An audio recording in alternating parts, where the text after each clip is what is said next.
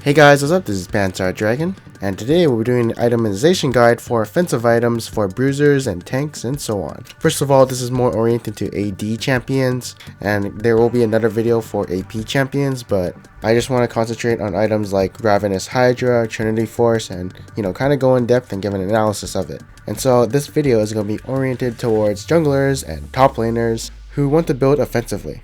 Champions like Jarvan, Rengar, Riven do fit this category, so I think you guys know what I mean. And with all that being said, let's get started.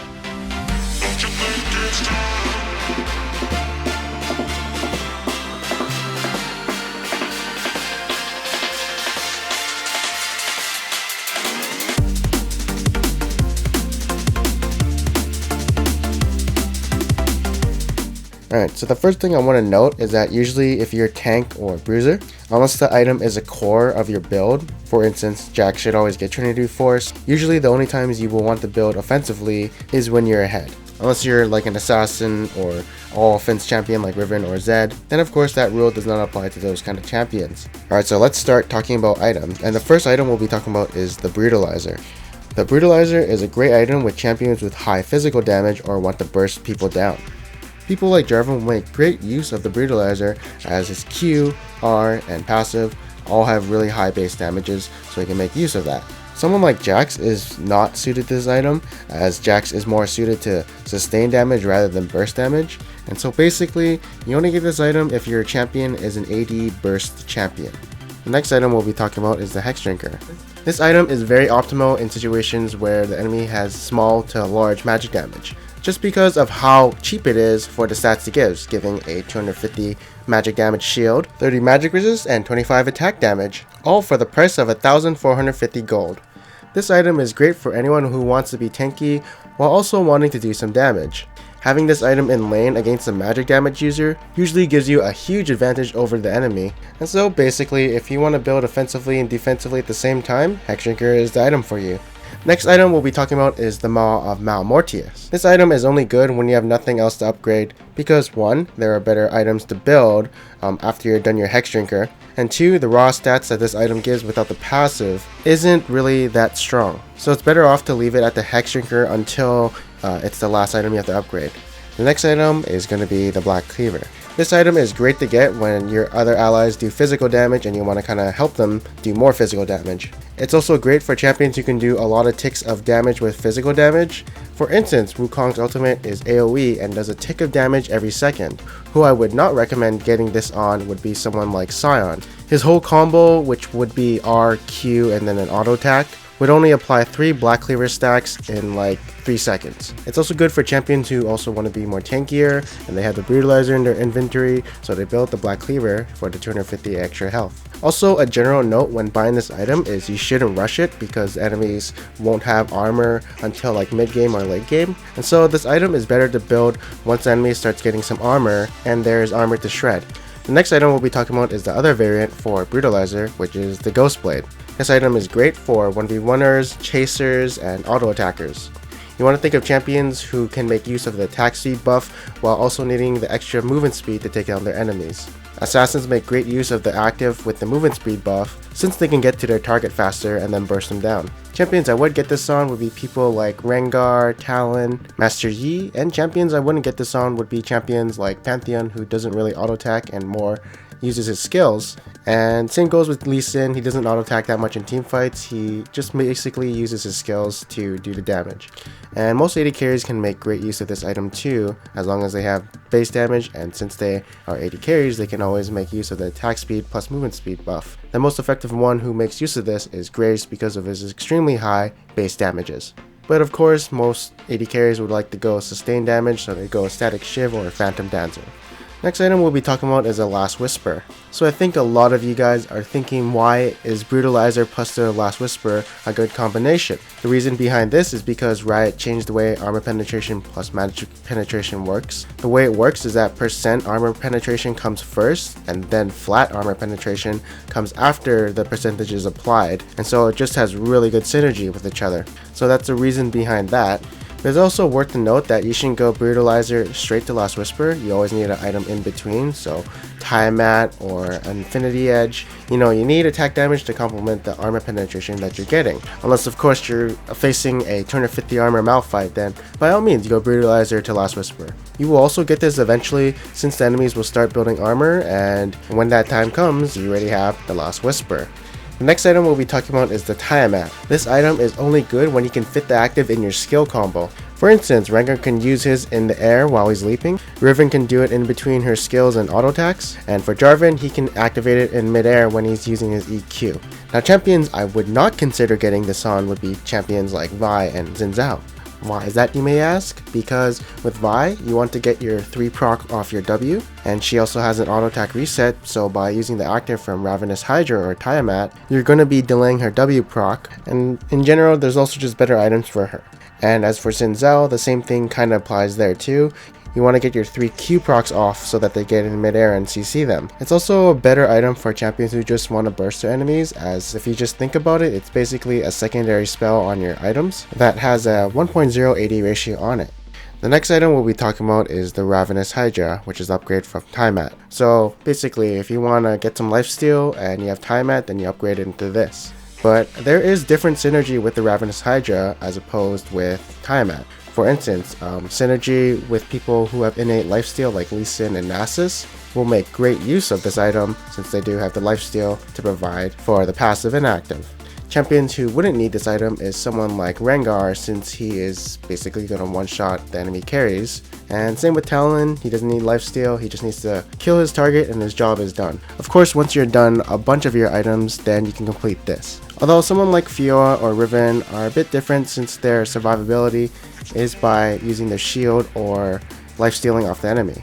The next item we'll be talking about is the Trinity Force, and this item is optimal for people who can constantly proc the Sheen or don't have the best AD ratios. So, for instance, Jax can keep proccing it with his W, Aurelia can keep proccing it with her ultimate, and Vi can keep proccing it with her E. Also, all of these champions do have some sort of AP ratio on them, so they can make use of the AP that is given. And someone I would not get this on would be someone like Wukong or Riven. These two characters have really high AD ratios, so there's no point of getting a Trinity Force, which only gives 30 AD. Next item we'll be talking about is the Bloodthirster, and basically this item is only good for Riven or combined with Ravenous Hydra, although it's not optimal to get a lot of lifesteal since there are probably other stats you could probably be getting with other items. But this is just an example of what you could combine it with. This is also an AD carry item, and so since they're the ones who will be auto-attacking and lifestealing, it's meant for them.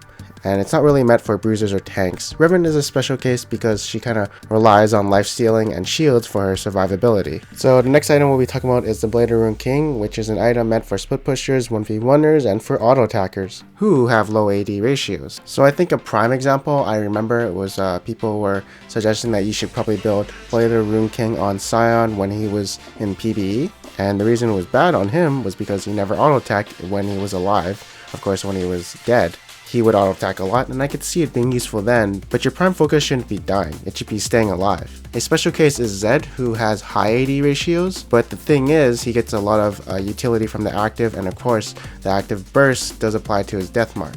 The next item we'll be talking about is the Wit's End, and you'd only get this if you have other magic damage, you're an auto attacker, and you need magic resist. So a prime example is Warwick. His ultimate does magic damage, his Q does magic damage, and so does his passive, so he makes the greatest use of Wit's End. Someone I would not get this on would be someone like Aurelia. She would probably make better use of, say, Trinity Force or Blade of Ruin King, and then getting magic resist right after. The only way this item is good is if you have other magic damage, otherwise it's just too expensive for the stats that it gives. The next item we'll be talking about is the Iceborne Gauntlet. So basically, this item is good for champions who can constantly proc Sheen and have AP ratios and want to be somewhat tanky. Or in other words, Ezreal, Nidalee, and Malphite. Some other considerations would be Kassadin or Fizz, but the reason you don't get it on them is because they have really high AP ratios, so it's better to get Lichbane and more AP items on them.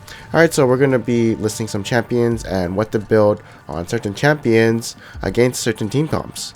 But the difference between this video and the defensive itemization guide video is that if you're building offense, you're probably ahead and you want to build the best offensive item for a certain champion.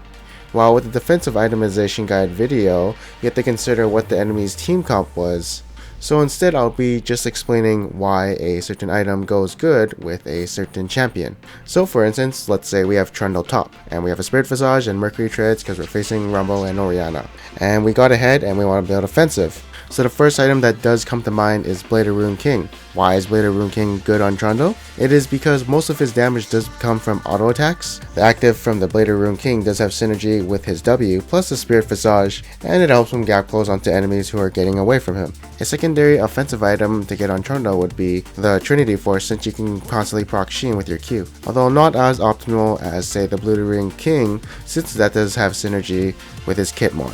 Another item that you also might consider is the Ravenous Hydra. This would be the third offensive item that I would consider getting, except for one problem. Trundle doesn't really have the greatest AD ratios, and so the bonus AD is somewhat not worth it since he just steals AD, and his only skill that scales with AD is his Q. But it does have its benefits, since he is an auto attacker who'll be using the passive a lot. The lifesteal does synergy with his W and Spirit Visage, and he can use the active during the animation of his Q.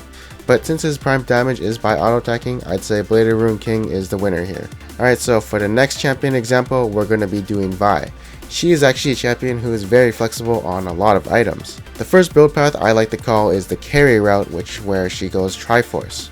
This makes her an insane bruiser as she can keep proccing the Sheen for super burst damage with her E, and she also shreds the target's armor with the W, so the Sheen proc damage is enhanced along with her base damage, and she does have a bit of AP ratio on her E. So the Trinity Force is really good for Bruiser V. The next item build path, which I usually like to go and then into tanky, would be the Brutalizer. This build is more optimal for bursting down targets, as with armor penetration, your goal should be to rely on your base damage and using all your abilities to take down a target. And if we want to enhance the burst damage, then we would just build something in between the Last Whisper and Brutalizer, like I mentioned before, and then you would finish off with the Last Whisper to compensate for the AD and the armor penetration combo.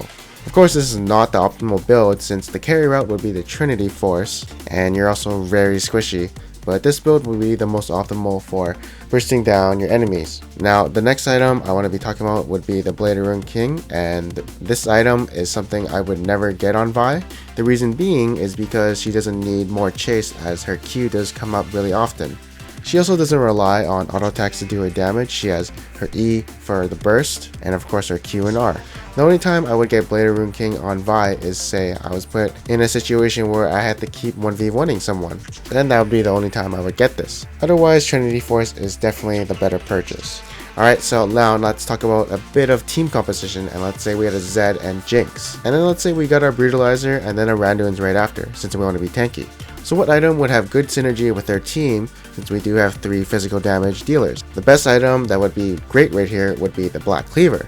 At this point in the game, the enemy is probably starting to build Zhonya's and more armor, so it's time to support our team by shredding some armor. It's also pretty decent too, since we do get a bit of health, so that makes us a bit more tankier, and in prolonged fights we can start dealing damage again as ourselves since we are shredding their armor.